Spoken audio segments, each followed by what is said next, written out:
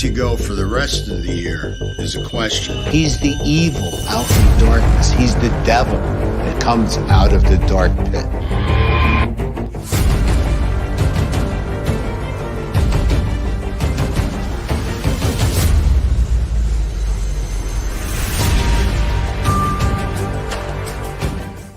Hello, Grizzlies, and welcome back to another episode of Grizzly True Crime. My name is Gisela Kay, and today I'm bringing on a special guest, Mr. John Kelly. If you don't know who he is, I made some quick bullet points. He's here with us backstage. I'm going to bring him on in a moment.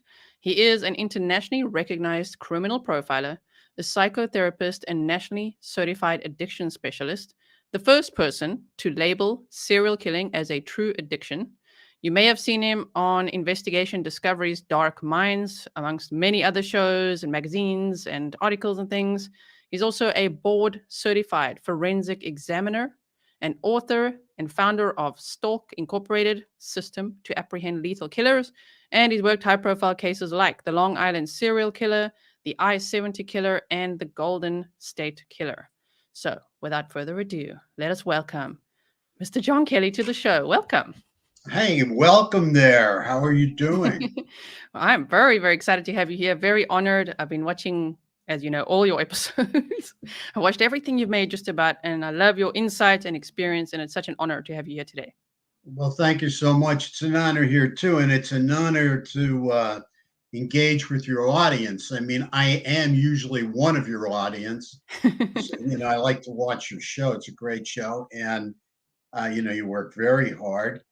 And, the folks seem to be really, really good on it. You have a great audience, and I appreciate them letting me into their house today. Yes, thank you. And I know with your show, you usually start your show with a couple of shout outs. I was so honored when you gave me a shout out. And I'm wondering if today you want to give someone a shout out. I really do. I want to give my colleague, Pam Bogart, a shout out. Pam really loves your channel. She's always watching. She's an excellent, excellent investigator, and she likes to buy you coffee. So what I wanted to tell Pam was, the other day I got a glimpse of your cup that you drink your coffee in, Gisela. So I would like to say to Pam, you better buy her 2 coffees, because that's a pretty big goblet she has there, You want to make sure she has enough fuel to keep going. It's the size of my head, everyone. And John Kelly saw my cup, you guys. So Pam is in the chat. Thank you so much. And I love your picture there as well. Thank you for the super sticker, and thank you for being here. All right. It's great to have you. All right. Okay. And thanks for being a member and being on the show and everything. Okay. So, Grizzlies, we have a lot to talk about today. As you know, John Kelly's here to talk about the Idaho case, which he knows a lot about as well. He's been following the case.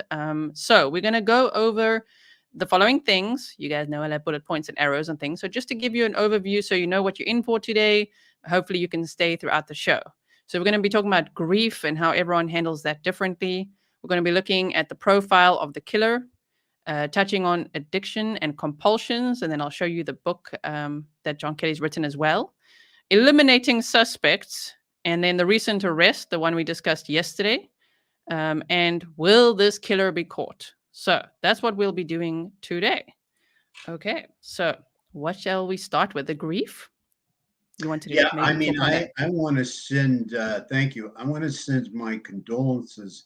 In fact, I'm going to send our deepest condolences from our stock team, along with my personal condolences, out to the friends and families of the children. I call them children, the students that were murdered out there. I mean, this is the hardest thing a parent can face. I mean, so many times you hear about closure, and we want to try and get closure for these parents and all other parents that have lost children, especially to violence.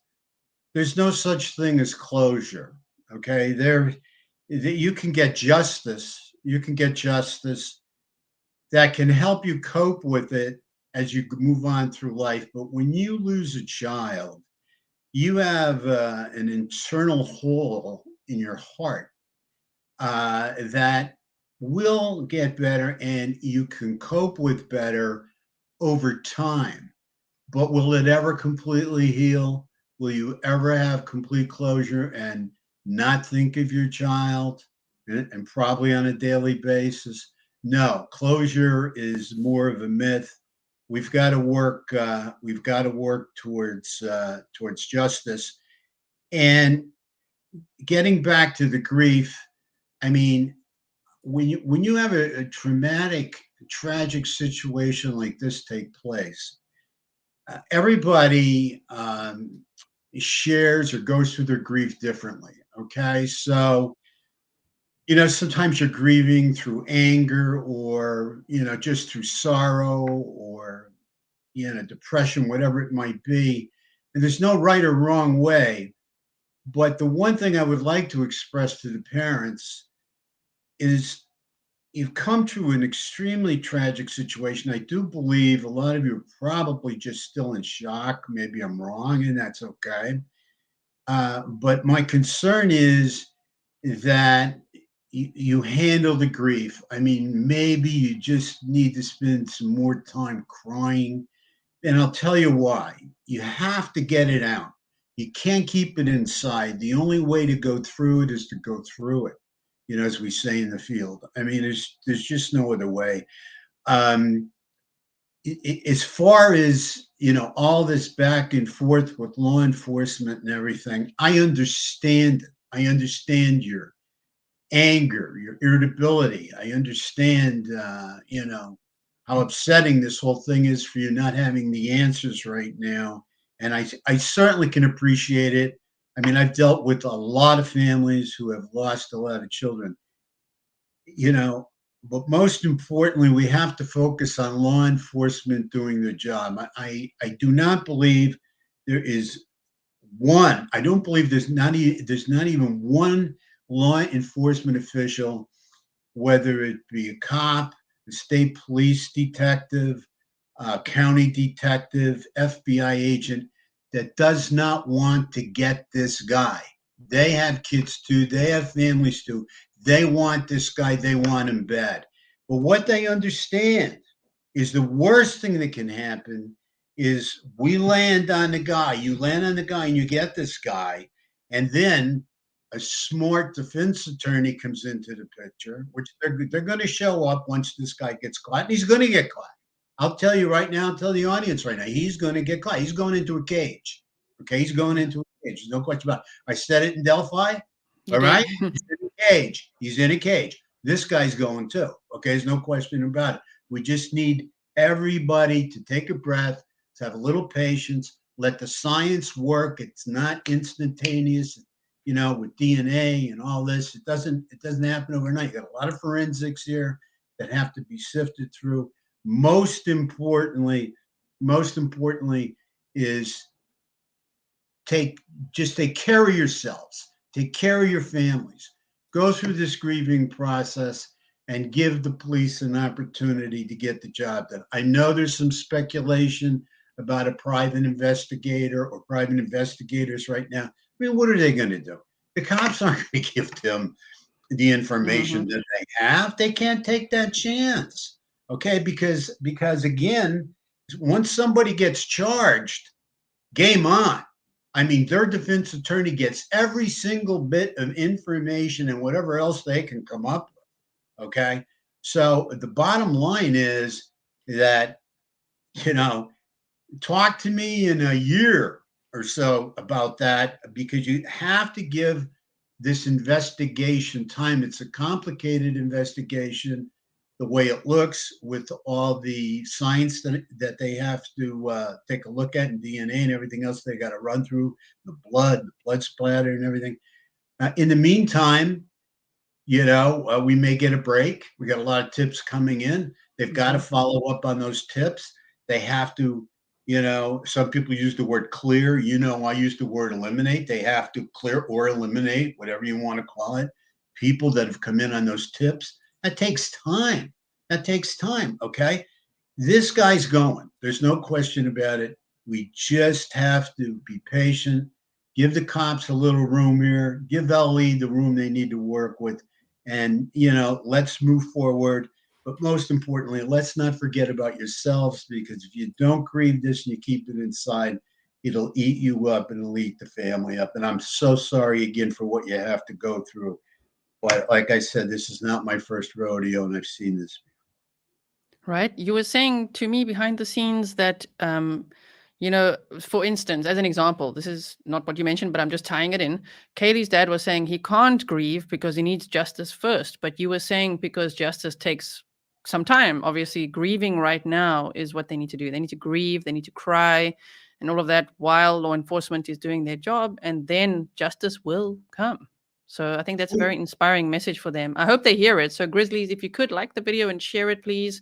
That would be great, because we hope the family does see it. I think it's a really great message from someone with a lot of experience, talking about depression, addiction, grief, all of this, and of course, true crime. So I think that would be really great. Yeah. Yeah, I've got all these All of different that. things I just fell into, right? I mean, but it's so very important, and like I said, for them not to lose themselves, and I mean, it's almost impossible, but it can happen. It can happen to get justice before grieving.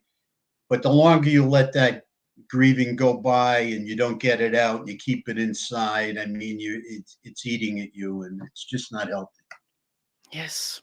They say the killer will be caught. And also thank Yes. you to Copfax, who's here as well. Thank you, Perry Freeman, for being here with us as well. If you guys missed the episode where Perry Freeman was a guest, it was last week Sunday or so. Go and check that out. We talked about Delphi as well. Maybe one day we can talk Delphi too. All of us. Yeah, that would be Yes. fun. That would be fun. Yeah, for sure. Right. Yes. Okay. So let's see what else we're going to. This is why I do these visual things. It helps me too, to know what are we Yes. talking about next.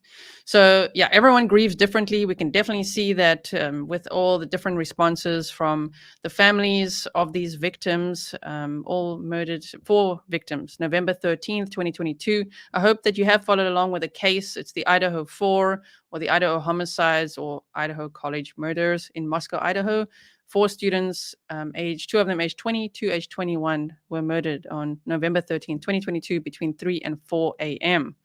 So, and yes, I have seen the news, you guys. It's on my community tab as well about the car they're looking for, and I will be deep diving a whole bunch as always. But today, we might actually hear from John Kelly, criminal profiler. What type of profile would this sort of a killer have? Well, first of all, I would like to just thank the people that have taught me. I had the opportunity to work with some wonderful homicide detectives. Timmy Braun, which for those of you that saw The Good Nurse from New Jersey, the serial killer nurse, and I'd also like to thank Frank Adamson, who is not too far away from Idaho up there, who is the commander-in-chief of the Green River Task Force and was on the tail end of Theodore Bundy when he went off to the Almighty. So, I mean, or he went down to see somebody else. I don't know. But, when I'm looking at this killer, I'm looking at one of 2 things. I'm looking at, do we have a revenge killer here? Okay. Is this somebody that's just really angry and upset because of he was dissed in some way and it's just eating at him and he had to come in and he, impulsively or not impulsively just lost it and, went after the girls and killed everybody in the house. Okay. So I'm believing he's a revenge type killer, or I believe he's a sexual fantasy predator, and he's somebody who has spent a long time stalking and watching these girls, watching the house.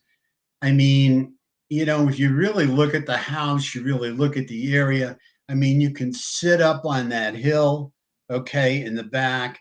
You've kind of got a complete view in through the windows, in to watch the girls at all hours of the night or whatever, okay? Yep. I mean, it's a a peeping Tom's heaven, if you will, a Oh, yeah. voyeuristic heaven. He can look in there, look through the windows, you know.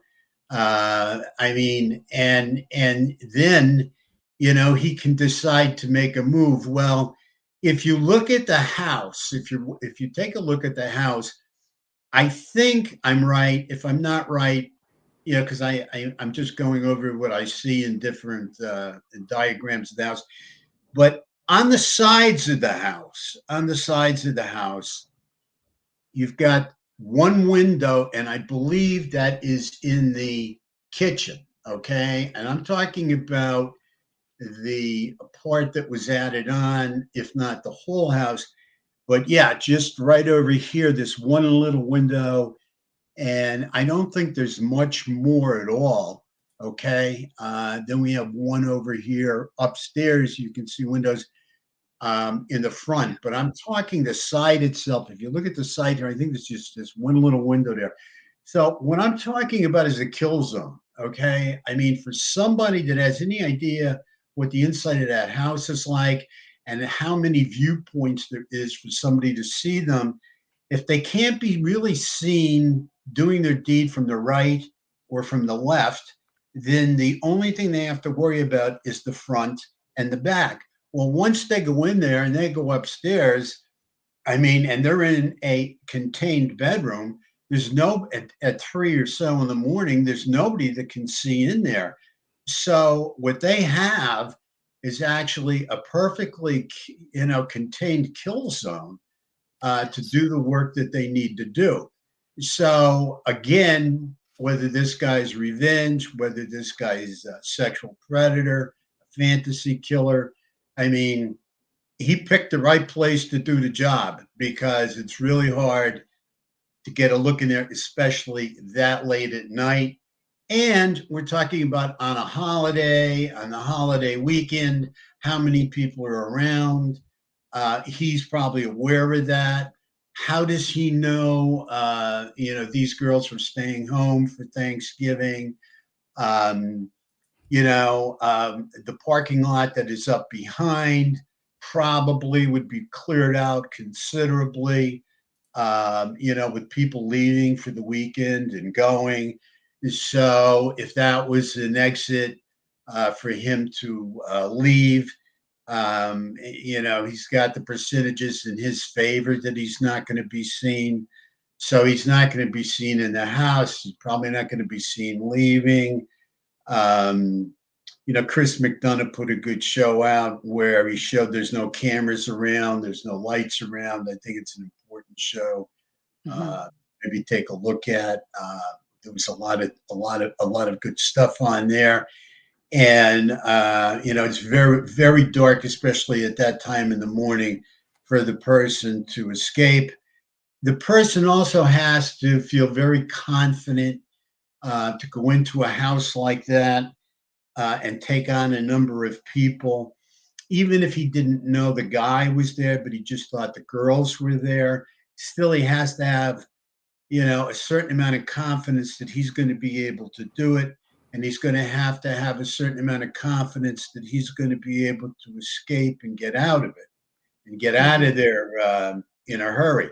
Now, it's one thing if you do something like this with a gun, a pistol, and you use a pistol to take control and a knife to do the job. I don't think so here. I don't think he may have had a pistol, but I don't think it happened so quickly. They were in bed. I don't think a pistol was necessary to have control. I have to believe the guy went in there with his big knife and killed these poor kids. The other side of that is in Delphi. We have a very similar situation where we had no physical sexual contact, so we're told.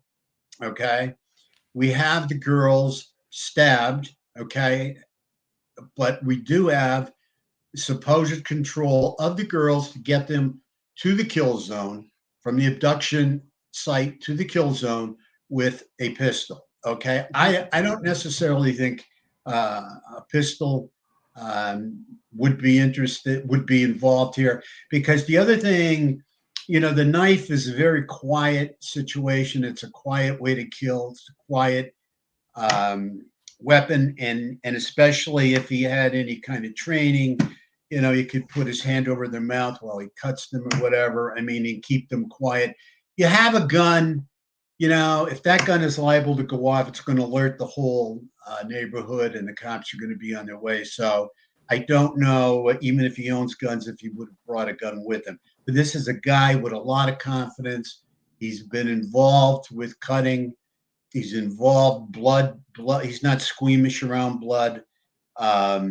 He's probably a hunter or something like that slaughtered animals, but he's had some kind of experience with blood before. It depends. He could have worked at a slaughterhouse. I mean, I don't know. It's very similar to Delphi. Remember, we had the slaughterhouse down the road. Yeah. Yeah, I'm just writing down some questions that everyone's got for you. Like, yeah, sure. Do you think this person would be from outside the community or in the community? I'm saying probably 60% to 70% in the community, probably 30-40% out of the community. I mean, this looks like it was planned pretty well, and I don't know how somebody could come into the community for like a short period of time and put all this together. Example, that fella you were talking about that just recently got arrested, something you brought up that was very important to me was that he was into building decks or something. I'm sorry, working on decks. Well, the first thing that hit me, well, what do decks have? And decks have sliding doors. And it's something you had brought up earlier in a very interesting show on how the door could be jimmied and how the door could be taken off. And that could have been an entrance, So a guy like this is a little bit out of the area. He's not in the immediate area, correct? I mean, no, he's 1 mile away. 1 mile away is not much. Just, so I think he has to be eliminated. Let's just stop right. He has got to be eliminated. There is absolutely no question about it.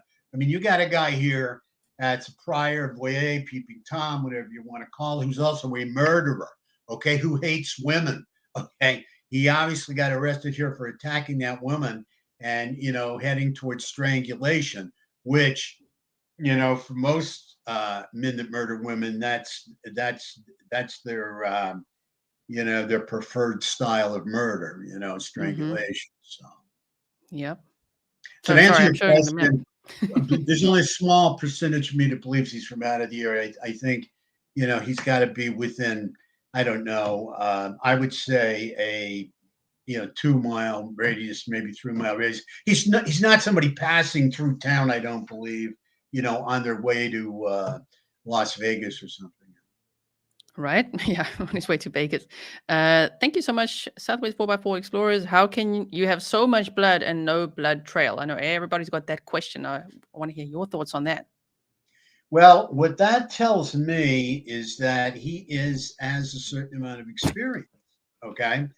Now, what did he do? Why is there no blood trail? Why, did he put something over his shoes, put plastic on his shoes, get out of the house, or dispose of the plastic while in the house in an area where there is no blood, like, downstairs or whatever? I mean, I don't know.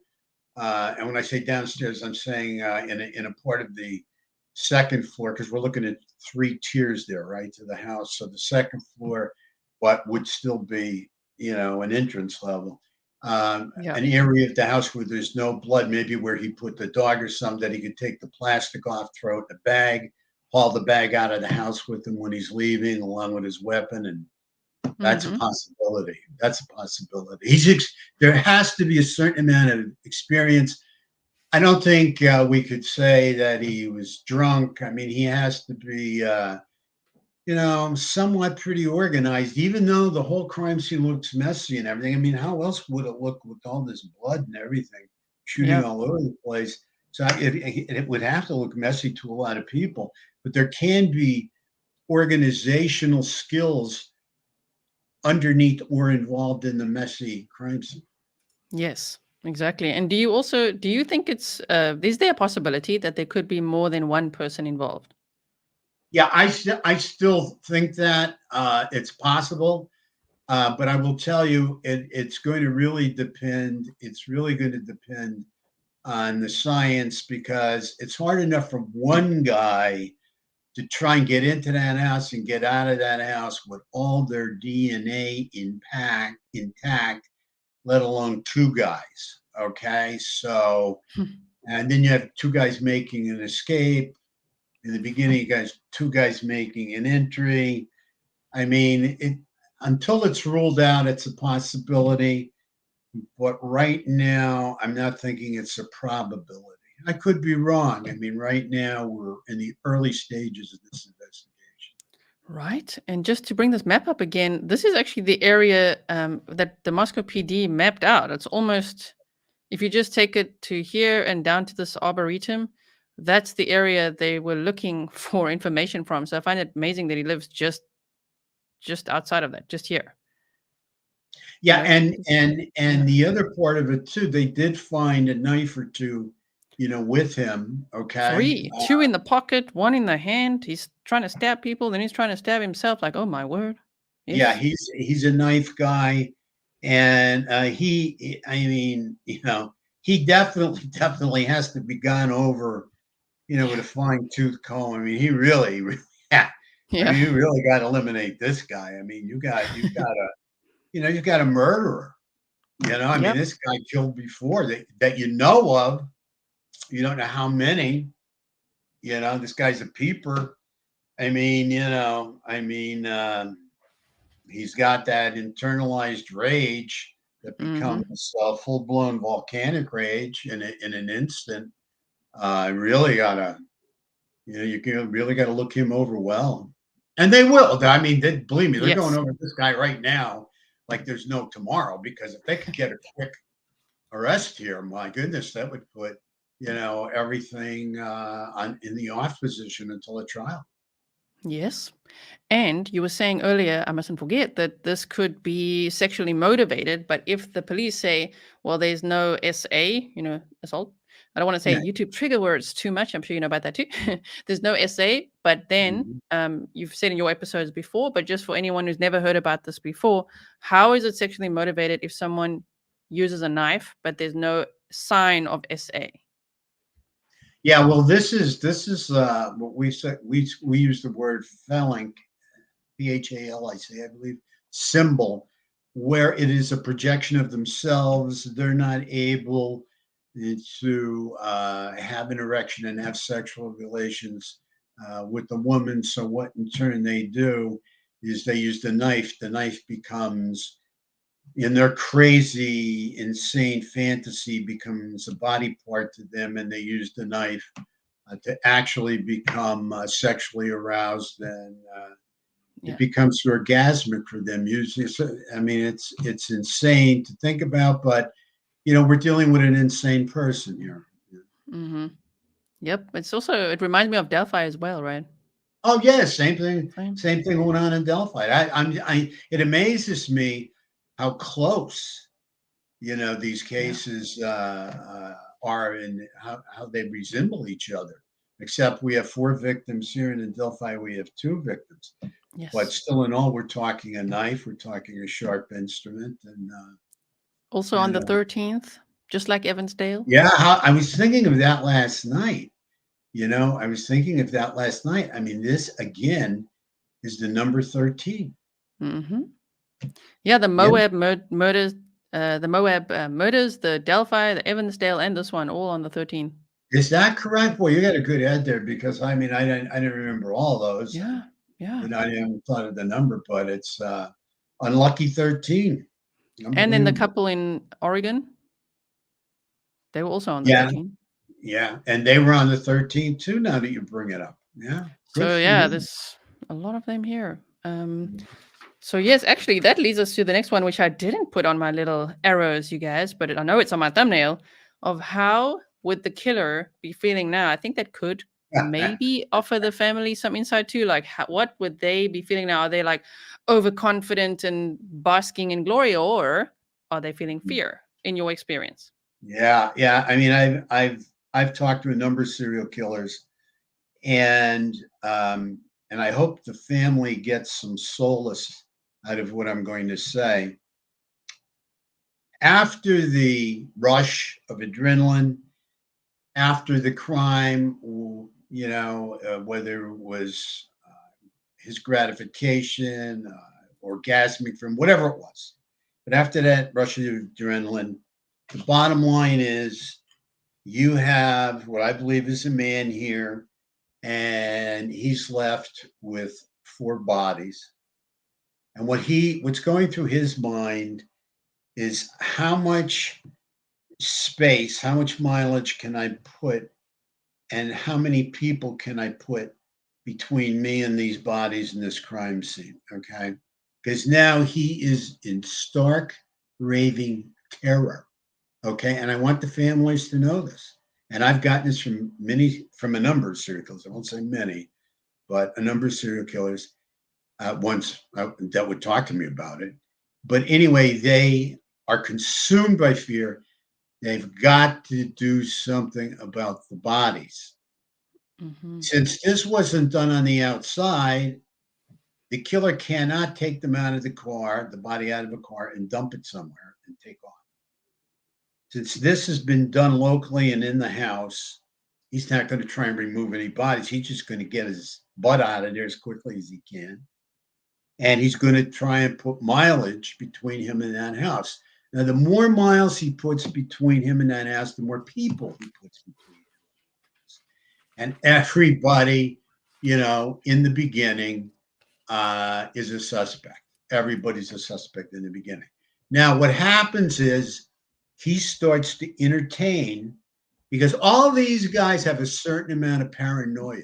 I want you to understand this. And rightfully so. Look what they do, right? But they have a certain amount of paranoia. And the reality of it is that he is going to be thinking, okay, anybody see me enter that house? Am I sure nobody saw me enter? And am I sure nobody saw me leaving? Is any of my fingerprints in that house?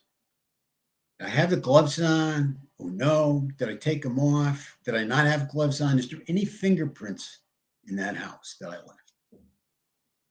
Because don't forget, in all this excitement of murder and crazed volcanic rage, he's not thinking straight. Many of these guys have gotten cut, don't even know they're cut until hours later or an hour later or something, but because they've been so wrapped up in the adrenaline rush. What about hair? Have I dropped any hairs in that house? Is any of my hairs in that house? Are they going to be able to get my DNA any way, shape, or form that I make a mistake in any way, shape, or form? Am I sure there weren't any cameras that got a picture of me or my car, or got a picture of me walking away? I thought I checked that out, and but I don't know. So he's got all these crazy, and not crazy, but he's got all these realistic, paranoid thoughts that are running through his mind, and he is scared to death. Again, I'll just bring up Delphi. The guy goes home. He doesn't realize that Abby took his picture. He looks, he sees himself on TV. We don't know it's him, but he knows it's him. Okay. So now the guy's in terror. Okay. All right. So this is how this takes place. What did I leave there? Now, let me see I think I'm forgetting something that I think is very, very important here. Okay, here.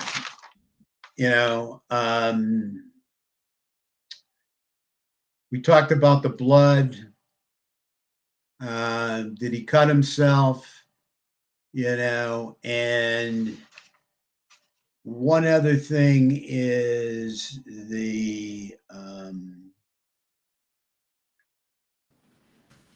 something that I'm missing, but it's something he's afraid that he left there. DNA under the fingernails. DNA under the fingernails.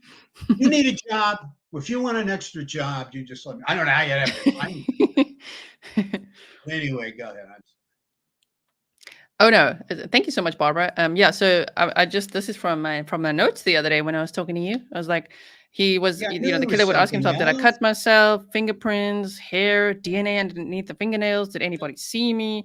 They would be really paranoid now, which is great to hear, as bad as it sounds, because one would think, is the killer now boasting? Is he looking at? He's probably watching everything, as you've said. You've spoken directly to the Delphi Bridge guy for many years. You're going to be in a cage, so he's probably watching things, but possibly in a more paranoid and fearful state rather than being like, oh yeah, look at me, look what I did.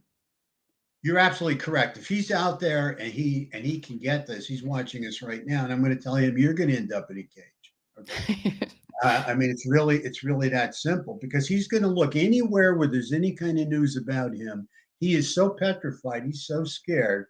And again, I hope that gives the family some solace and friends, that this guy is being tormented right now, unless he is completely, numb to anything whatsoever, which I do not believe he is. Like I said, I've talked to serial killers, and they have no empathy or guilt, but they know fear. They may not have empathy, they may not have guilt, they may not have a conscience, but they have a fear. They can feel fear, and they understand fear. And the other thing that's going to go on too, as well, I mean, he's going to, be thinking about this for quite a while. He's going to watch the news. Like I said, he'll be watching your show. You get another viewer. I mean, he's going to be looking wherever he can, wherever there's news, to see how close, if close, law enforcement is to him. Okay. I just again can't reiterate enough how fearful he is right now, especially with his paranoid complex. And probably I would like to say, if he's watching, if they're coming for you, they're going to come in the night. Okay, because you killed 4 people. All right, you're a mass murderer. Okay, so they're not going to take any chances with you. They're going to come in the night. They're going to come and get you in the night while you're sleeping. Okay. So I mean, that's the way it would usually play out when you have somebody this dangerous. I actually want to put you here and make you solo. And if you could speak directly to the killer who could be watching. Yes, I would like you to know that you're going to end up in a cage. You're going to get arrested. You're going to pay for your sins. There's no question about it. You've taken a number of lives, and it's only going to be a matter of time. And time goes by quickly, except when you're in prison in a cage, and it goes by very, very slow, very slow. And you're going to be gone. I mean, there's no question about it. You left something. There's no such thing as the perfect crime. You left something at that scene. Somebody saw you. Okay. Somebody may have a picture of your car, but you are definitely going, and rightfully so. Okay, because you have to be taken off the street. There's no question about it. And this family deserves to see justice done, and justice will happen. I don't know the time frame, but you will remember me. You will remember my picture, my face, and you are going. Whether it's now, whether it's next week, 6 months from now, but you're going. And no matter where you go, no matter where you drive, they're going to be following. They're going to be following with handcuffs, looking for you. Nice. Powerful message. Thank you for that. Yes. Speaking to them, we could be watching. Thank you, Mama Fee. True Crime has always been my favorite my whole life. Thank you to everyone. I'm sorry if I miss any to thank you, but I see them and I'm very, very grateful. So thank you so much. Someone, I just don't want to miss some of these, were asking, oh, did you see that they are looking for a car now? So I don't know if it's the killer's car or just a witness or something, but they are looking for a car right now. So at least that's a new lead that's coming as well. So the paranoia must be going up. Yeah, absolutely. And they, like I said, there is not one in law enforcement up there that does not want to catch this guy. Law enforcement up there in that whole area want to, they just want to bring this guy down, and they are not going to leave a stone unturned. They can't. They can't. You know. Something else that bothers me, getting back to the just for a second, getting back to Yes. the the families and everything, and I'm a little kind of upset personally with this. I have not seen a reward from the college, and that upsets me. Okay, Yeah. that upsets me in a very big way. And also, I don't know if the college has provided any counseling for families or students while they're going through, this traumatic time, and going through all these different feelings of despair and depression and just grief in general, That and they have. They've offered counseling. That they have. But good. Well, reward, I'm no. glad to hear that. Yeah, I'm glad to hear reward, that. no. But the reward is very important because I've seen it loosen lips. I mean, there's Mm. no question about it. And you get somebody that might know something that gets arrested for something else, and they're facing time because they stole the car, but they heard about some guy that broke into a house and killed these kids. And they say, "Look, I'll cut a deal with you. Can you let me off for stealing the car? And I can tell you about this guy over here that supposedly killed these kids." So a reward is very important. Not Yes. only do they get out of trouble, but they get some money as well. And again, money loosens lips.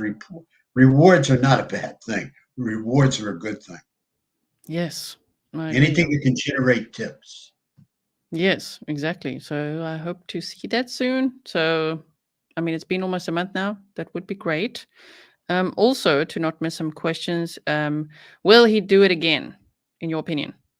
There's no doubt in my mind if this monster, excuse me, if this monster's not taken off the street, excuse me, he will do it again. I mean, especially if he is the sexual predator fantasy type killer. Mhm. He cannot control it. He is addicted to it. It's always like look before you touch. Mm. So they're always seeing and looking, and then getting their jollies off. But then after a while, that doesn't work as well. It's not working for them just to watch. So now they've got to touch. Now they've got to get closer. And at that point in time, that's when they start to break and enter. You know, Maybe they'll do dry runs like the Golden State Killer did to check out the inside of the house first. So they have a good idea of how to exit, what to steal, then come back when he's going to do the deed, knows the layout, has watched the people, knows the routine. This guy, I truly believe, will not be able to stop. I mean, he'll cool off. We'll have a cooling off period because he's terrified. He's scared of getting arrested. So we'll have a cooling off period for a bit, you know, before he really just takes off, right? Mm. The bottom line is that even in the cooling off period, I mean, he's going to start to feel more confident. It's going to start again. The urge is just going to build up inside of him, and that will drive him to offend again. But it's like they're addicted to heroin or cocaine or something else. I mean, they have to eventually, their tolerance builds, and they got to push it to the high of highs, to the limit. So in order to do that, they've got to get back out there on the hunt. And that's where it starts. It starts with the fantasy, but then the hunt, the looking, the stalking, the entering, and then, the attack that corresponds, with the fantasy that they're entertaining in their mind. Exactly. Yes. Sorry, I'm putting this on the screen because people keep asking, why do you think he didn't attack the other victims? Oh, I thought he would. I thought that was a very smart move of his because it told me two things. One, either revenge with people that were there in the house that he did attack. Um, Also, again, I'm talking about how contained that whole kill zone was, right? So now, if he went after the other two victims that were downstairs, here's the question: would he have to go after them first, or would he have to go after them last if he wanted to include them? But think about it, because how many floors can you work your way up, even in a contained house like that, and kill people and not have some kind of commotion take place where somebody says, I'm getting the hell out of here, and runs either from the top down Mhm. or from ground level out the door from the first floor. You follow Mhm. me? I mean, Yeah. how far can you push your luck? Because if you look at that house, we call it one house, but it's like added on to, so it's like two houses. There's people, on the first floor. I mean, does and again, is this somebody that knew them and knew the girls that were partying a little bit that night? Does he know that the other two, on the first floor may not have been partying? He doesn't know. Maybe he doesn't know if they were partying or not. I mean, it's one thing Mhm. trying to get four people in one contained location, and that is much more contained than it appears to be, than to try to get, six victims, and two of them are you can call it the same house, but definitely in a different location of the house, and Right. in the front, of the house. You know what I mean? So Yes. I think this guy planned it pretty damn well, to be honest with you. Whether it was revenge and he was in there before and he knew it, maybe he was in there before and he's just a sexual predator, a major sexual predator with good organizational skills. Right. But And he so, scoped this out. He scoped this out. No question about yeah, that's what how he would navigate through the in the dark and know where all the rooms are, and know where all the people are sleeping and all that. There was And one report now where they the say, dog, even, "Oh right? I yeah, mean, are we still up in the air about the dog? I know that's been something you've been thinking about. the dog was apparently in a room." Yeah, so he knew enough to do that as well, right? Mhm. So he has the dog in the room. There's no blood in the room. He has to have the door closed so the dog can't come out, right? That's what you would assume. So if that door is closed, I mean, that's kind of like a safe room for him in that house if he does want to take some things off and put them in a plastic bag or whatever as well to get out the back of the house. Right. There's now some reports that someone walking past that Sunday, well, on the day, at 8:49 a.m. saw the front door wide open. So that added something new. I don't know why that would be if they would have entered through that sliding door, if they did, and then exit through the front door. But it's like right past where the other two are, which is interesting, if that's true. Yeah, that's hard for me to believe with somebody that seems to be as organized as this guy is. But I mean, I got to tell you, these people aren't going to be doing brain surgery anytime soon. These killers. I mean, they're not. They're not really. The sharpest knife in the drawer, right? So I could believe anything is when you get into these cases, anything is possible. Like we talked about that handprint or whatever. Yeah. I mean, if I found out this guy was drunk and just got lucky and then made a mess and left a bloody handprint, that would not surprise me. Even this guy that got arrested, drunk, crazy, out of his mind, hey, look at me, I'm nuts. That nothing would surprise me on how this person acted out, because even though it looks very organized in some respects to me, then in some respects it does look sloppy. Okay, Delphi looked. Again, we go back. I mean, it looked organized to a certain point, and then it looked like the girls got away and were tracked down or something. I mean, where there was a loss of control, right? Yep. So, I mean, nothing would surprise me. Nothing. It shouldn't surprise any of us. We've got to be open to everything. We've got to work outside the box here. We've got to be open to everything that's going on. Exactly. I must agree with that. And could it have been someone that they met that night? For instance, well, I don't know. I feel like anyone in the Whoa, food truck may have gone out regularly with them, but could it be someone that any of the four encountered that night? absolutely. Absolutely. It could be somebody they encountered because sometimes these things are very impulsive. Sometimes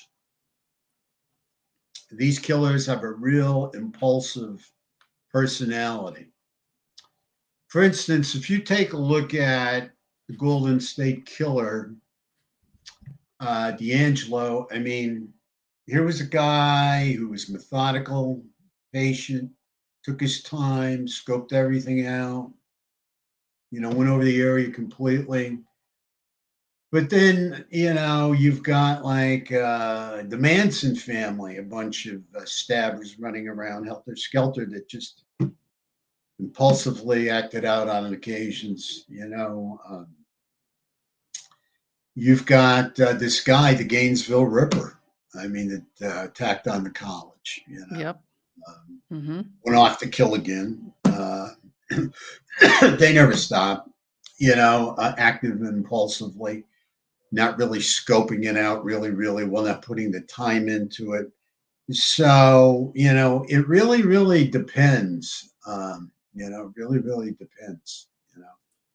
Right. Someone's asking impulsive but planned. But you were saying it could be, even if it's someone watching like a peeping Tom and then impulsively deciding, okay, I'm going in, or it could be impulsive or a plan, right? Impulsive or planned. Getting back to your question, which is a great question. What that night, was it anybody that followed them home that night? Okay.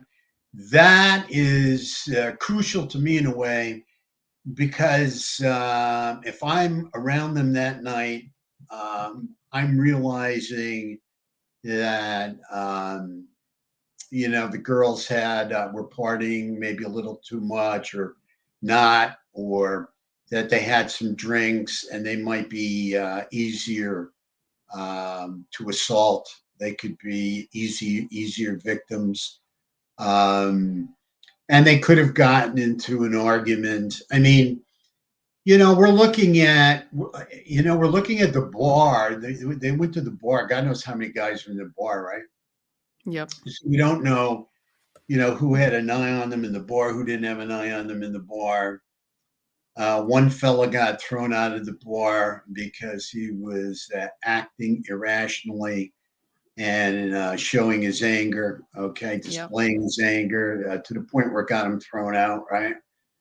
What's interesting to me is he gets thrown out of the bar, but it doesn't seem like he leaves. I mean, if you get thrown out of a bar, I mean, what are you going to hang? Why would you hang around the place? They just threw you out. I mean, go to some other bar, go somewhere else, right? I mean, why would you do? What do you do? Just go outside in the cold and hang out there? I mean, why don't you just go to another bar, right? So, but obviously this guy hung around for a while, right?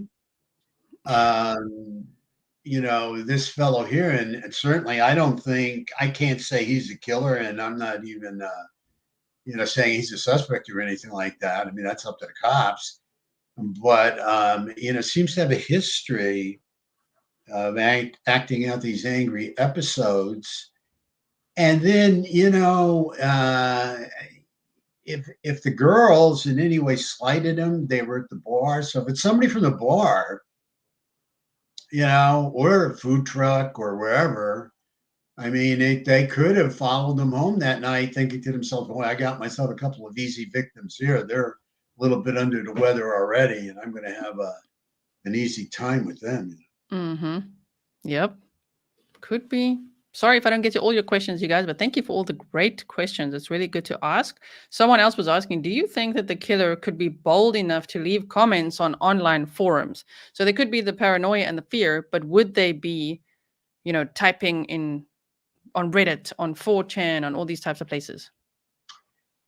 If they wanted to hunt the police, they would do that. Like if we had a Zodiac on our hands here, definitely would do it. More interested in fame, I believe, than the kill and the thrill of the kill. Okay, if you want to look at it like that.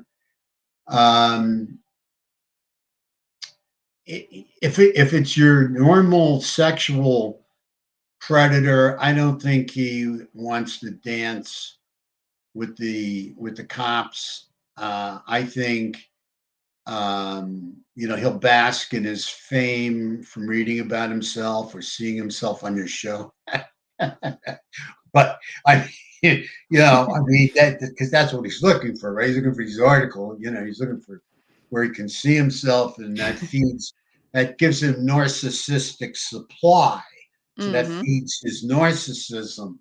But 90-some% of the time, these guys really want to fly under the radar. They only want their drug of choice, which in this case happens to be the sexual fantasy, which means they're looking for another victim that they could, sexually traumatize, murder. And, what they're looking for is to have complete sexual dominance over somebody. They most of the time, they don't want to, especially these days, with all the technology out there. I mean, you'd have to be a complete moron, which some of them are. Some of them are complete morons. This guy might be a complete moron. I don't know. We'll see. And once we get him here, we'll see. But I mean, so that's their drug of choice. That's their feeling of choice. They to go out and look for another victim, the stimulation of the hunt, the attack and the kill. And, I don't think they'll waste their time writing anybody when they can be watching. I could be wrong. I mean, we're just kind of looking this over. Our team is just, very interested in this case. We're just looking. Yeah. Seeing what happens. You're giving the law enforcement a little time here. Yeah. Exactly. No. We did too with Delphi. We gave Delphi time. We didn't get into Delphi until like a year and a half later almost. Yeah. Because we felt they were going to scoop the guy up right away with the video that Libby got. Why get involved? They got sound bites. They got a visual on them. I mean, Yep. Are you okay there with the sun? Yeah, I'm starting to have a problem with We're the going to sun. take a quick. I'll just play a 1-minute break, you guys.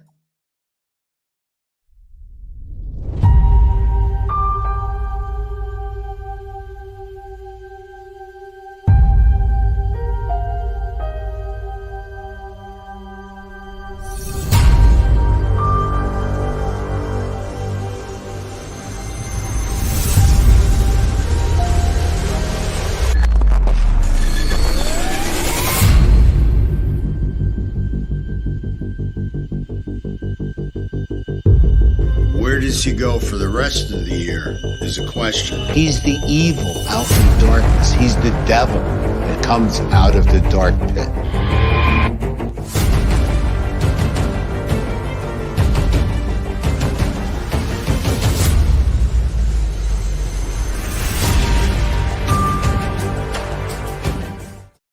Okay, and we're back, Grizzlies. I'm just waiting for John Kelly to join us again. We just took a quick break there. Thank you so much for being here. We are discussing the Idaho 4 case. If you've just joined us now, thank you so much. Please make sure you hit the like, share, hashtag John Kelly. If you could also share hashtag Idaho 4, Idaho Homicides, and Grizzly True Crime, that would be really great as well. We will get to some more questions. I've got my little notepad here. It looks like a cup of coffee, me and coffee. So I'm writing down all your questions as I see them rolling by. I'm trying to get to all of them. Sorry if I can't. Thank you for all the super chat stickers and all the members joining as well. I'm hoping to ask Mr. Kelly if maybe he'll do a members only live stream with us sometime, and we can really pick his brain. So we are picking his brain out today as well about this case. And he's done a lot of work on the Delphi case as well. I quickly want to show you, he's going to tell us more about his book. It's called Discovering Lazarus. I'm busy reading it right now. I actually got a signed copy, which I'm so honored to have received. So this is the book. It's on Amazon. It's called Discovering Lazarus. And if you go to his website, which I have shared in the description box as well, you can see that John Kelly is an internationally recognized criminal profiler and psychotherapist whose expertise has been valued in over 100 serial murder cases. Some of the more notorious cases include the Long Island serial killer, the Atlantic City serial murders, and the Green River Killer, the I-70 serial killer, and the Golden State Killer. You can also see CBS 48 Hours. You can see him there. You maybe have seen him on Dark Minds with Investigation Discovery. And he's not only known for his work as a criminal profiler, but he's also the first person to label serial killing as a true addiction, as portrayed in his essay, The Alcohol, Drug, and Serial Killer Connection. Okay, Mr. Kelly's back with us. I'm just quickly finishing up this paragraph here. Mr. Kelly is also the founder of Stalk, if you guys didn't know, the system to apprehend lethal killers, where he and his team work together with law enforcement across the country in helping solve various murder cases. For 25 years, he was also the executive director of Extra Care Health Services, an outpatient counseling center for mental health and substance abuse located in Old Bridge, New Jersey. He's got credentials being a board certified forensic examiner, a fellow of the American Board of Forensic Examiners, an NJ certified social worker, and a nationally certified addiction specialist. In addition, he's a published author of many books. There's one called Warning Signs, a guidebook for parents. And of course, there's also Discovering Lazarus. So this is the book. While you were out, I just quickly showed it to them. Maybe you just want to tell us a little bit more about this book, more than what I told them. Yeah, Discovering Lazarus is a book I had to write as I was, retiring from the therapy business, if you will, from counseling. And I look out and I look at my brothers and sisters. I'm a recovering cocaine addict, and for decades, 40 years, and I have to tell you that and there's so many people, there's such a stigma out there, and there's so many people not getting treatment, and I'm seeing people dying left and right. I mean, the worst mass murderer, the worst serial killer out there is addiction. Addiction is Yes. death's best friend, right? I mean, we're seeing more people die from addiction than from pretty much anything with this fentanyl and everything. And usually what leads a person into addiction is a low self-worth, low self-esteem. This killer has a low self-esteem. There's no doubt in my mind. I've done years of research on it. I wrote the theory, low self-esteem, the beginning of addiction, which I never dreamed of being a profiler or being in this field. I was in mental health. I wrote low self-esteem, the beginning of addiction.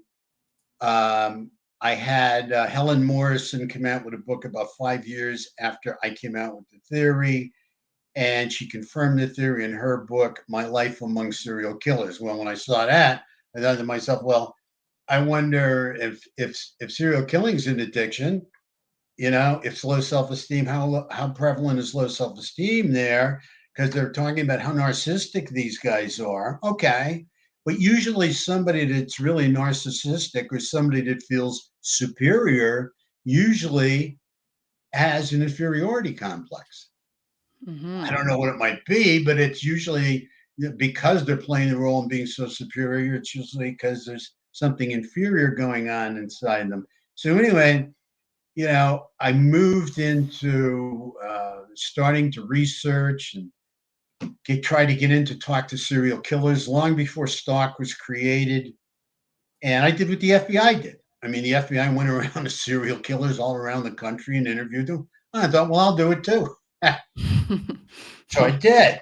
And, I've interviewed Henry Lee Lucas and John Wayne Gacy, and a couple others, Keith Hunter Jesperson, the smiley face killer. We interviewed him on Dark Minds. But anyway, you have to understand that these people are trying to feed and inflate this narcissism. They need this narcissistic supply to keep from coming down into this inferiority complex, despair, depression kind of place. And, I became aware of that early on. And I felt, if it is an addiction, we've got the FBI putting out a very good behavioral and psychological profile on these guys. But you know what? Let's put a team together and let's add an addiction profile in with what the FBI has already given us, the psychological and behavioral to look at. Yeah? So Yep. that's where I went with this. And discovering Lazarus is to show somebody that they suffering from addictive illness, that they can rise from the ashes. I rose from the ashes. Okay. Yeah. Literally had nothing, street kind of guy. I take, I've got a lot of experience from being in the street, and I learned a lot. I've been around a lot of tough people. I've been around, some people that definitely, I believe, were psychopathic at the time. I went back to school. I went back to school, and then I went to work at a medical center for a number of 4 years interning, and off I am now and running, and really found my calling. And thank God. I thank God every day for allowing me to do the work I'm doing. And I hunt evil is what I do. I mean, that's pretty much what I do these days. Like I said, I'm out of the therapy business, 28 years. It was time to hang my hat up there and just focus more on stock and, getting these predators off the street. Yep. And again, yeah. Sorry, but just again, the team I work with. I mean, I forgot to mention Dr. Eddie. I mean, Dr. Eddie is like, I've learned so much from him. He's a doctor of psychology. He's like a walking psychological dictionary. He's on our team. I mean, Yes. Really good. I'm sorry. Oh no, he's so good. I saw him on your profiles as well from your stalk team. Really good as well. Yeah, I was just saying, I'm still reading your book. I got a signed copy, you guys. I'm so lucky. I'm so honored. Thank you so much. I'm honored you're reading. I don't know when you have time to read it, but I mean, I'm That's honored. the problem. That's the problem. One page at a time. Let's go when I find those moments. So thank you so much. If you guys want to check it out, it's called Discovering Lazarus. It's on Amazon. If you do get it, please leave a rating as well. That helps a lot for all authors. If you get my books too, leave ratings and reviews. So it's called Discovering Lazarus, and you can see there it's just over $10. I mean, $10.34 on my side. Depends which country and where you look at. I'm sure it fluctuates, but around $10. That's pretty good for an amazing book. So go and check it out. Thank you, Margaret. Margaret asked, why do you think the FBI hasn't released a profile? Well, the FBI will release something. There's no question about it. The FBI, they have to feel confident in what they're going to put out there, because unlike Stalk, the FBI is under a lot of scrutiny. So I don't think they have enough information yet where they feel confident putting out a profile. They will put something out. Okay. It might be a partial profile. I don't see how they could have a lot right now. They may, but you have to understand something. And we had to make this decision years ago. If we come up with something and we say to ourselves, well, we could put this out, but it could be wrong. And we could be wrong. We could look wrong. We could look foolish. But if we don't put it out, we're not taking a shot at the guy. And this might be the clincher. This might be the hit on the profile, because the profile is made up of hits. Okay. This could be the hit that brings the guy down. So we have a choice. You want to look foolish if you put it out and it's wrong? Or do you not want to put it out and you find out later that hit would have been on, and you may have been able to save a life or 2 or 3. Mm-hmm. Okay. So our biggest gamble is, do we want to look foolish or not? Right? Yeah. Because if I'm wrong, I could look foolish. But if I'm right, if we're right, then we could have stopped them and saved some lives. So we decided years ago to take the shot. We feel confident enough in our professional experience, in our professional intuition. We're willing to take the shot. Okay. What can they say? Oh, these guys screwed up. They're wrong. Yep. We're not going to be wrong on all our hits. We're Right. gonna still hit it pretty good, but it may not be perfect. And no profile is ever perfect. So that's going to be it. Now the FBI, if Stalk is wrong and John Kelly's wrong, a day later that'll be, with most people, it'll be forgotten. With some of my friends, it's never forgotten. They'll always throw it out. Remember that one over there? You know? Okay, I can live with it. Okay, then we'll laugh about it. I can live with it. But the FBI, if they're wrong on the profile, look out. Because they're bigger sharks and fish than we are. The media is gonna land on them like a 500-pound gorilla. And so, this is why they're so cautious. Yeah. They're so cautious. So, but to answer their question there, we'll take the shot, and we'll continue to take the shot until the guy's down. Till we put him in that cage. I want him in the cage, or I want him dead. I mean, I'll be totally honest. Okay? I mean, I'm being honest. Okay, I don't want this guy walking around. Right. Like this other guy here, you just dug him up. Yes. They let him out. He just killed somebody. Here he is. He's been in jail. All right. He killed somebody. He's out of jail. And he almost killed this lady. Yep. He's strangling her. I mean, they had to hit him with a lamp or something to get him off or something, if it was. I mean, it's so this is it. These guys do not get better in jail. Yep. These sexually addicted predators, they don't get better in jail.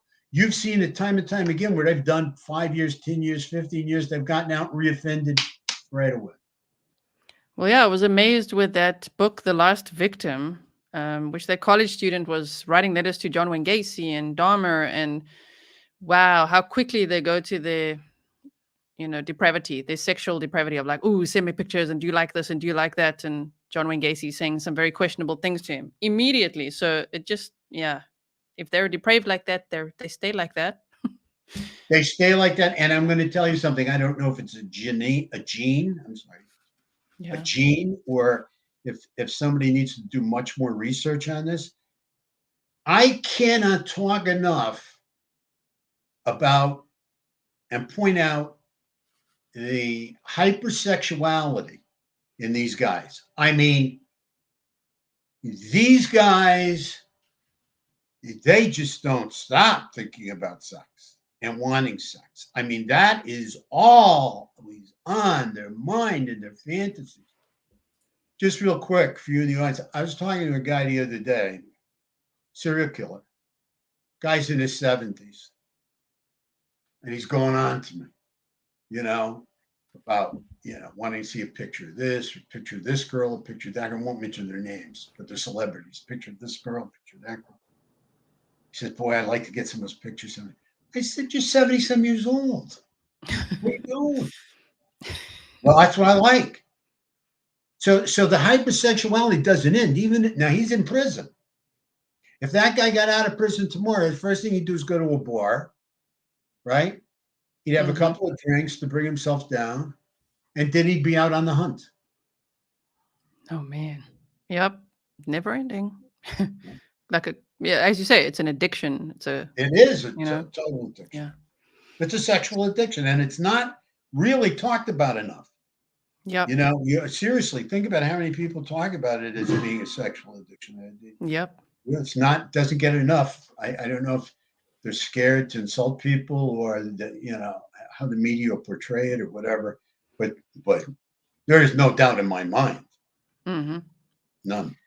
So that's a good question following this. If he then was like a peeping Tom or he was stalking, how long likely do you think that he may have done so? And to follow up on that, do you think he could have been in the house before they got home?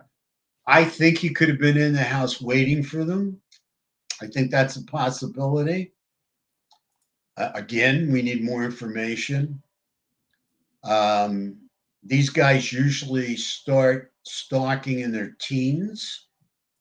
When I'm not stalking, I'm sorry, peeping through windows. Hmm. Call it stalking if you want, but peeping through windows and their voyeurism starts pretty young. Fantasies start very young. Fantasies, of having control and dominance over a woman usually goes back to, I'd say, 14 or even younger. I mean, they start entertaining these fantasies. This is a constant buildup. It's progressive. Like any illness, it's progressive. Yes.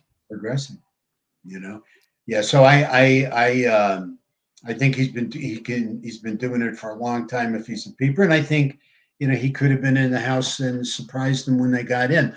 Although that could be a lot riskier too, unless he was able to hide in there and not be seen. But then that's, Mm. how much room is in there where he could hide, I mean, somebody could pick up on him. The dog could be, smelling him or something, going near the door, alerting that somebody's in the house.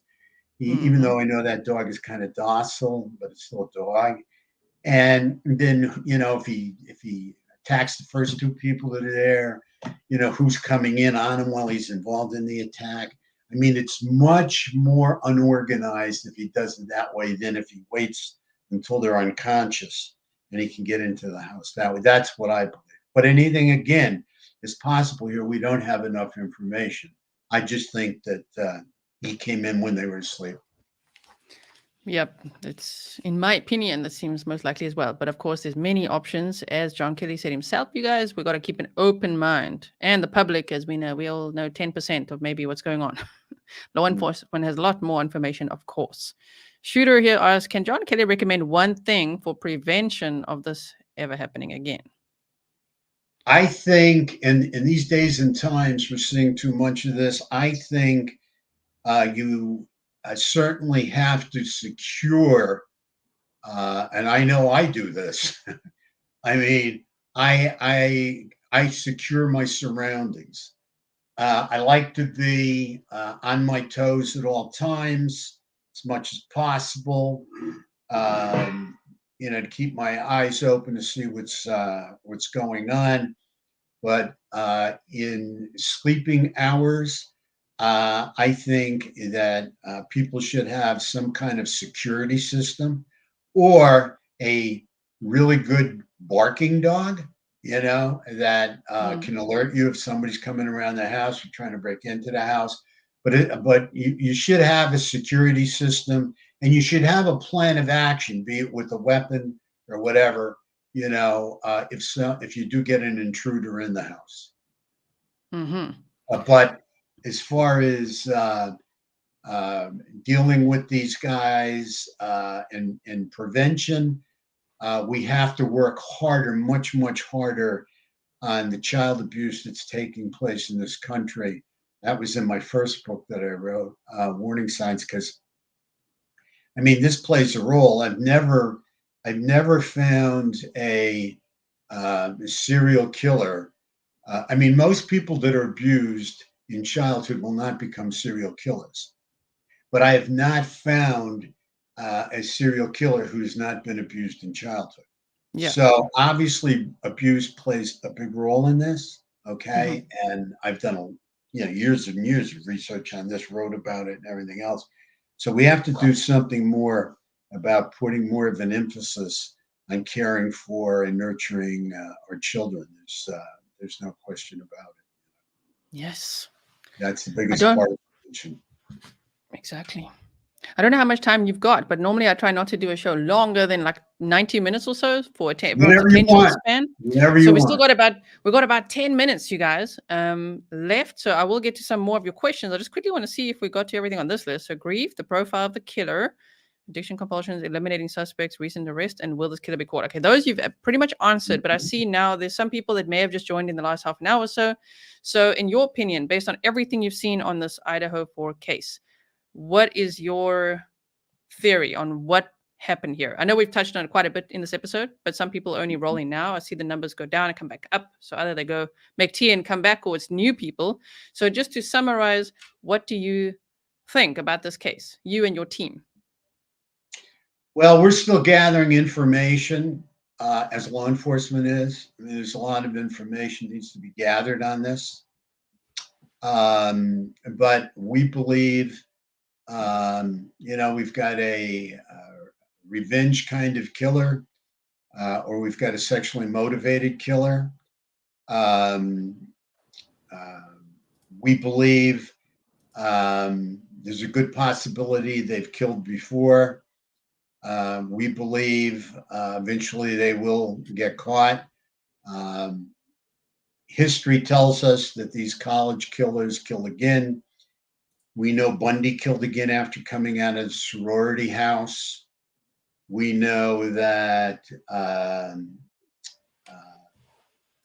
Snellgrove from down in Jersey killed again after he killed on the Rutgers campus.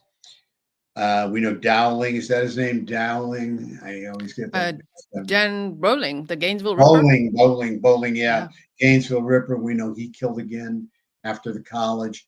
So we have to believe that this man will kill again. Okay, whether it's revenge or whether it's sexual. If somebody really, pushes his button and gets his rage going, I mean, he can kill again. I mean, look at this guy that just got arrested. He was going to kill again. I just got out, I mean, this goes on all the time. So I believe this guy will kill again if they don't get him off the streets. I strongly encourage the college students to really keep a buddy system, really stay on their toes. Don't get too wasted when you're out there partying. Okay, know where you're at, know who's around you. I think it's much better for people to hang out with people that they know and not strangers that they don't know. And I think it's important for the students to continue to send in tips, okay, because law enforcement has to follow up on those tips, and they will. And I think that's a big piece of it. But if he's not caught, he will kill again, in my estimation. Wow, that is a very scary thought.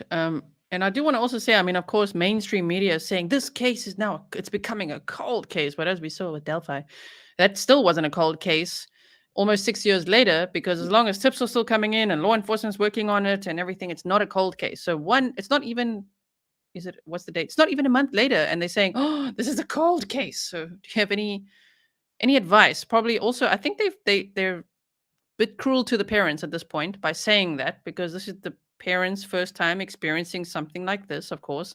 And so I don't think anyone can understand unless they've been through it, what they're going through. But for the mainstream media, I just feel like they're saying, this is a cold case. What do you think? Do you think law enforcement is doing their job? Isn't that horrible? It's not cold. I think that this is not a cold case in any way, shape, or manner. I think this cold case is hot as could be. I mean, we haven't even gotten the forensics back yet. Yeah. All right, we're still waiting here. I mean, I in no way believe this case is cold. I think they're really just getting started. Well, they've been started, but I mean, really kicking it into gear. Now, you have to understand, to really get on top of this case and do it right, you have to give kudos to Moscow Police Department, because they brought the FBI in. The FBI can't come in unless they're called in. Okay, so they brought the FBI in. Yes. So you've got 3 really good chefs in the kitchen. Okay. And we can't turn around and say there's too many cooks in the kitchen yet. Okay. We've got the FBI. We've got all the detectives from Moscow. We've got the state police and their detectives. I mean, you got the best chefs that Idaho has to offer in the same kitchen, okay, working tirelessly through this. Let's give it some time. This is not cold. I mean, No. Delphi was not even cold. I know the media stopped reporting on it because the news media, what do we call it, the modern media, whatever. Mainstream media, but Mainstream media. YouTubers kept it going, which you were Right, part but of. we kept it going, and we will keep it going in this Yes. case as well. This is not going to, it will never be cold for the true crime community because they want an answer, and this is what they like to do. They're very passionate about this, very Yes. passionate about bringing justice to the families and to the victims, giving the victims a voice, Yes. and that continued. And this helps. See, this helps because this is chasing the fugitive. This is chasing the killer. Okay. Because as he starts to think about popping his head up again, he knows that there's people looking for him, people on him, people reporting on him. And you know how it was with Delphi. At any given day, he could go on there and there would be a show on there about him. Yes. I mean, I give a lot of credit to the YouTubers that really kept this guy low and on the run up in Delphi because there's more to be revealed there. There's no doubt in my mind. Oh, yes, absolutely. I'm just showing some pictures of the victims as well. We got to all remember this is about them, you guys. The justice for the victims and, of course, for their families as well. Here is a question from Nurse Patty. Afternoon, Gisela. Let's just do this. How likely does Mr. Kelly think that it was that Ethan and Xana were collateral damage from being awakened from noise from the third floor? I think that is likely. That they could have heard something, but I'm sure this assailant took this into consideration, and he went into that house with the intention of killing everybody that was in that part of the house. That was his intention. Yes. So I wouldn't focus on collateral because there's no way this guy wanted to be seen whatsoever. Leaving that house. I mean, anybody that was there, I mean, they were going. They were, and he knew. He may not have known specifically about Ethan, but I think he did. I mean, maybe he didn't. Maybe there was just girls going to be in there late at night or whatever. Because Ethan didn't stay there either. Sporadically, I think, stayed there, right? He stayed at the fraternity. So I'm really, I think he went in there with the intention of who's ever there and in his way, one way or the other, he was going to try and kill. And he did. He was effective. He was effective with a knife.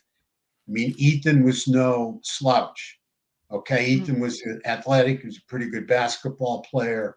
Yes. I mean, he's been around. I mean, and this guy handled him. Mm-hmm.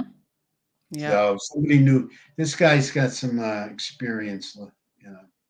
Yep. And do you have, just for everyone, I know everyone will be interested in this, just your personal opinion. Have you and your team got your eye on any person of interest, a potential, as I call it, potential person of interest, not saying that they're guilty, but on any of the three Jacks? There's Jack 1, Jack 2, and Jack 3 that I've got here on the slide. Jack 1 is the ex-boyfriend. Jack 2, the friend of Ethan's that started the GoFundMe. And then Jack 3 is the white hoodie guy. We're looking at them. So we do have our eyes on them, but I don't want to be specific right now. Yes. Oh, well, yeah, at least it's on Jack, guys. The eye, they've got the eyes on Jack. Which one? We don't know. There's so many of them. And now we have, even in this case, can you believe it? We've got John Kelly here. So it's all the J's. All the J's. Oh my goodness. Jack 1, 2, 3. We have Jeremy the neighbor. Did you see Jeremy the neighbor as well? Yeah, He's yeah, I saw talking to the him as media a well. lot. He's got a J too. I mean, between 13s and J's, I you mean, know. wow. Wow, maybe they should look at somebody with the, the name starts with a J that has an address 13 somewhere. Right? Because there's Jack. There's a Jake. There's Jeremy, the neighbor. Then there's Joe, another guy from the food truck.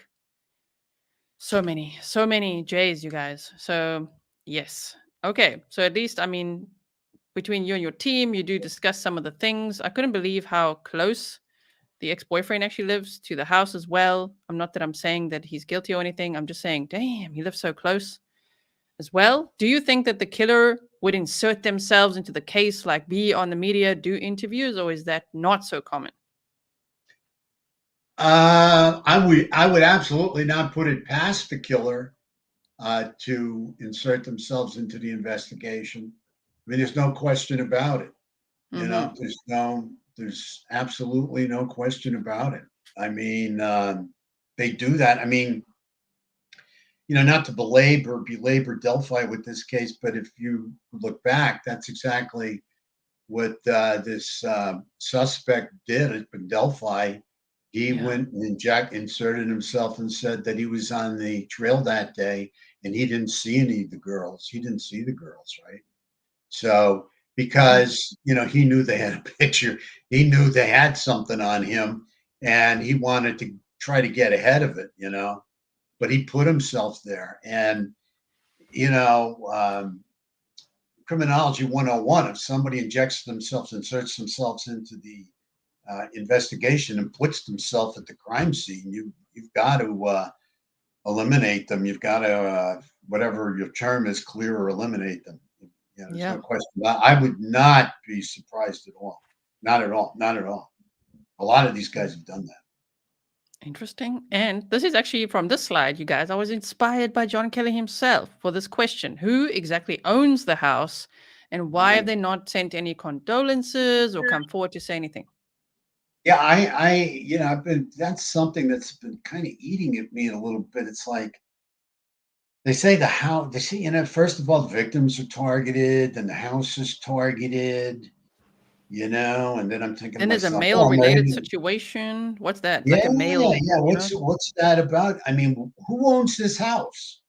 Who owns right? this house? Who built this house? Who built the addition? Where are they? How come they haven't come out with their condolences? Or have Mm-hmm. they and we don't know about it, I Yep. mean, that's something that's just been, spinning around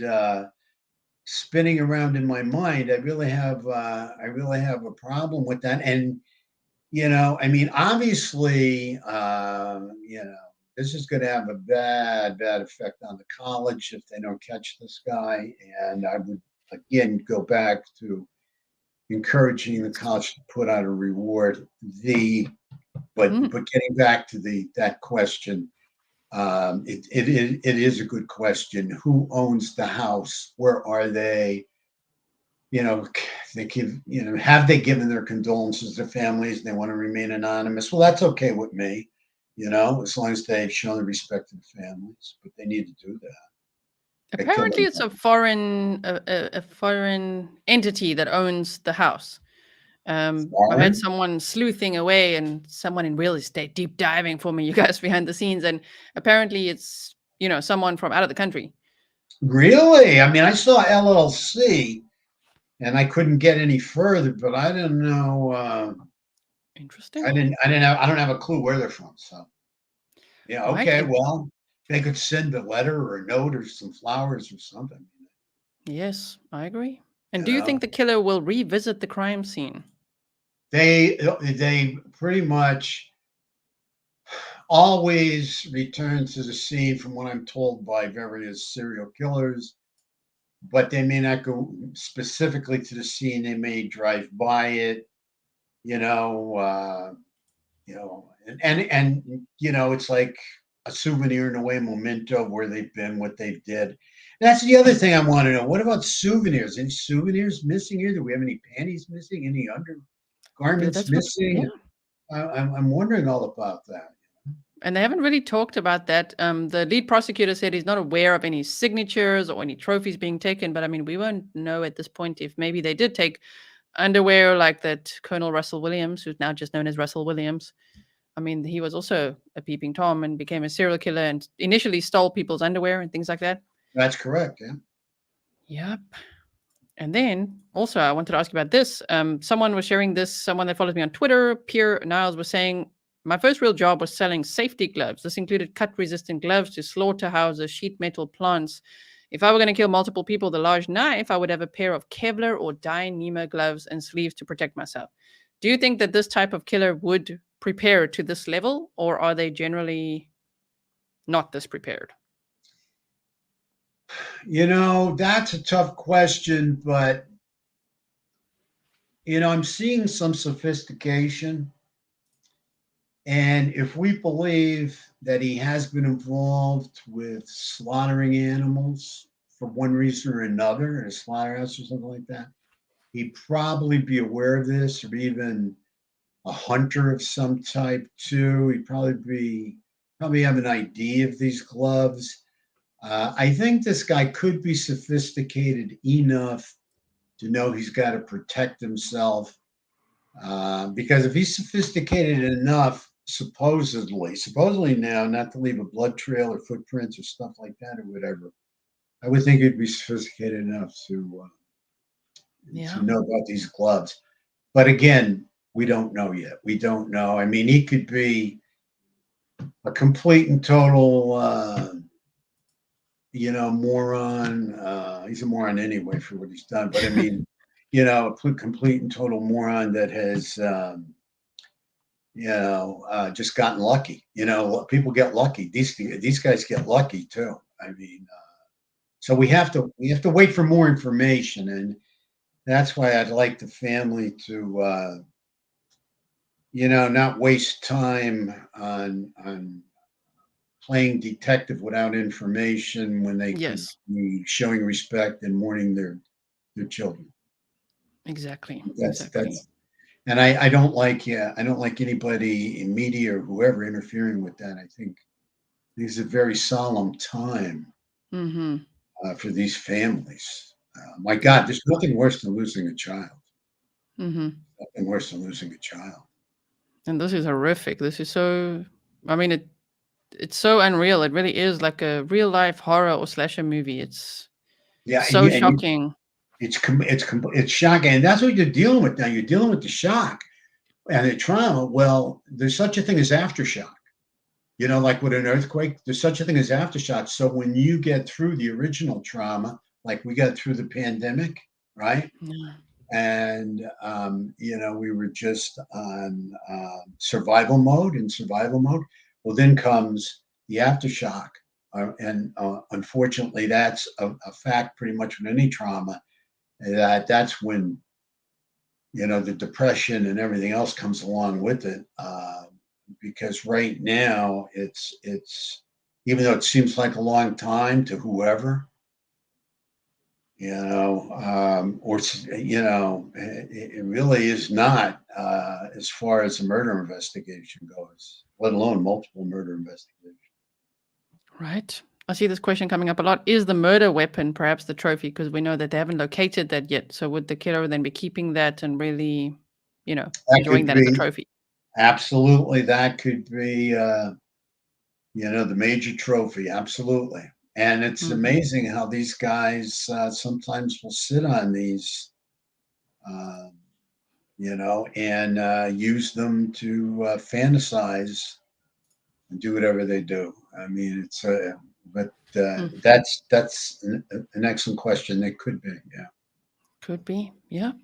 So I want to show everyone your channel. You guys, I've been sharing this. Nightbot's been sharing it, the mods as well. Please go and subscribe to John Kelly's channel. Go and binge watch all the Delphi stuff. It's absolutely brilliant.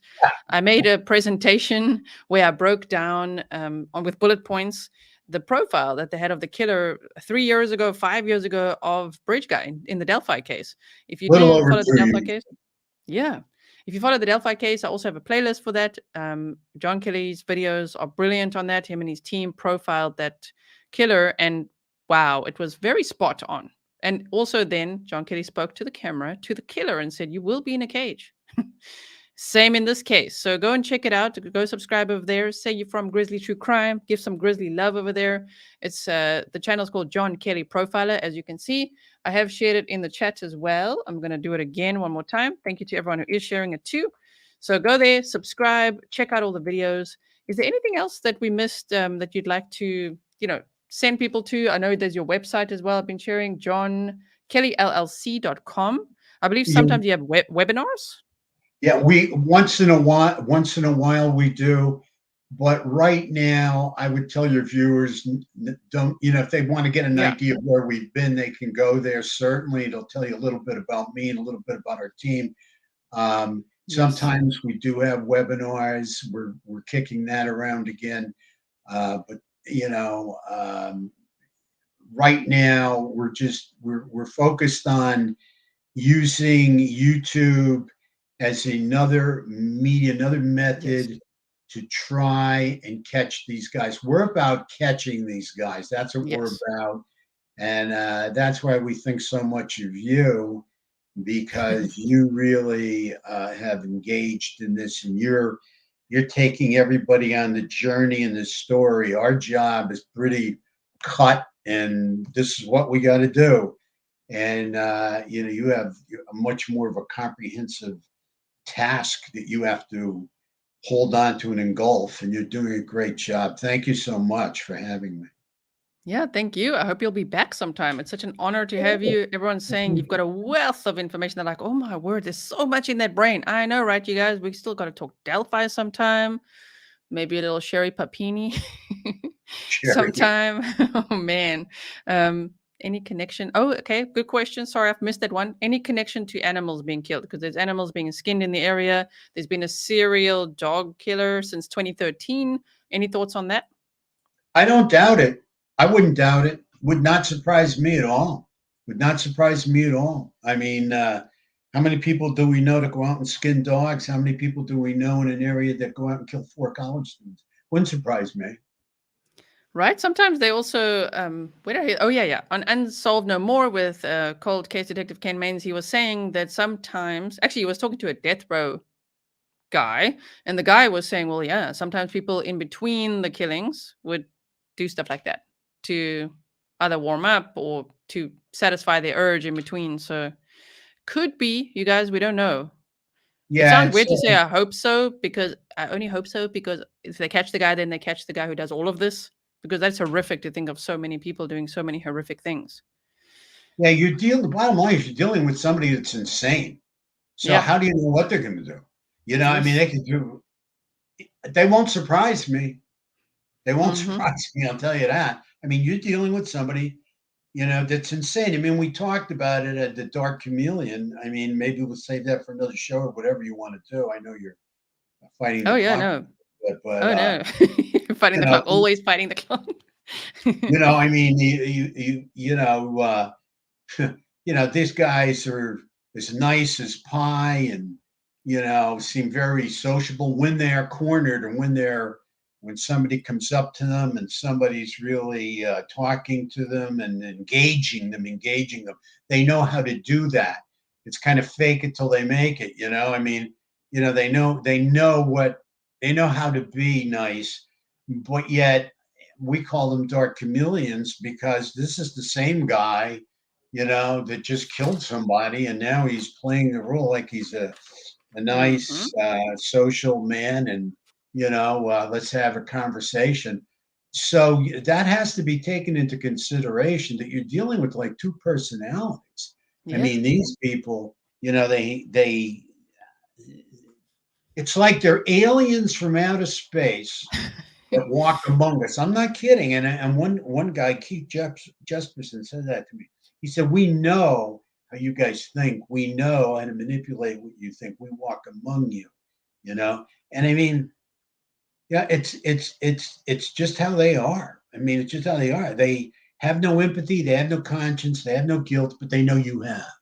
They Yeah. have no feelings, but they know you have.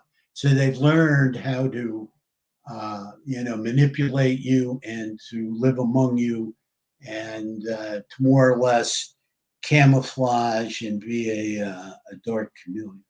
Which you identified so well in the beginning already with the Gabby Petito case with Brian Laundrie, switching like that to this very friendly guy, fist bumping, the cops and but you very early on identified this is a domestic abuser. You saw all the red flags there as well. Yeah, very, very interesting.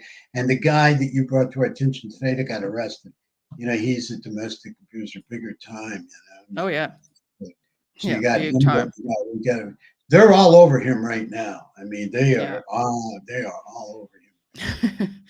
I'm sure they are. I mean, for him, the story, you guys, because I've just made bullet points, is that they arrested this guy yesterday. But then what happened was he was, from everything I've read now, he was sitting in a room. He was accusing his partner of cheating. So the abandonment issue set him off of like, you're cheating and you're leaving me, whatever. But then he went to a room and he was like, sorry, trigger warning. He was cutting himself. So when a lady came into the room to help him with empathy, like, oh, I'm so sorry, like, don't do that. Then he attacked her with closed fists, hitting her, and then tried to strangle her until someone else came into the room and hit him over the head with a lamp. Like, this guy is absolutely crazy, honestly. I mean, to go from harming oneself and then someone tries to help and then suddenly switching out and going to totally attack them and try to strangle them. He's a loose cannon, Very, very loose. He needs to be eliminated. No Yes. question. Eliminated, cleared, whatever you want to say. Definitely has to go. Yes. Thank you, Mama, for that. Thank you to everyone. I'm sorry if I missed putting your super sticker or anything on the screen. I really appreciate it so much. I'm so glad you guys enjoyed it. Everyone's saying great interview with Mr. Kelly. If you want to show Mr. Kelly some love, okay, best way to do it, number one, go subscribe to the John Kelly channel. Maybe the webinars you plan will be here sometime with live streams. And we'll all be there. Very excited to see you. Something, could I just, one last thing, I forgot all about this. I'm going to be in a series on A&E, Arts and Entertainment. I believe it's January 12th, on a couple, maybe 2-3 episodes. Women on Death Row. I think your audience and you may find it interesting. It's about women on death row and why they're there. And I think it's going to be an interesting show. I'm sorry for bringing that up late, but no, don't worry, you guys. I mean, I'll put it in the pinned comments as well, so everyone can see that. So it's going to be on A&E from around January 12th. I'm pretty sure it's January 12th. I'm sure that's the air date now. They've got it pinned down, but it's Arts and Entertainment. It'll be streaming, on. Okay, well, I'm sure we'll be in touch. You can let me know. I mean, we could even have a little, even if it's a members party or something to talk about it or go over it or something. I'll let you guys know. I'll keep you posted. Today is December 8th. So just over a month from now. But for now, if you could go subscribe to John Kelly's channel as well. And then also pick up John Kelly's book, Discovering Lazarus. And you also have Warning Signs, a guidebook for parents. Is that what it's called? Yes, that's an oldie but a goodie. Okay, so get the book. Make sure you leave some. I can see there's 27 ratings here. So I hope that you guys, if you buy the book, please leave your ratings. I want to see those go up. That always helps an author as well. I know because I'm a self-published author. So ratings and reviews help so much.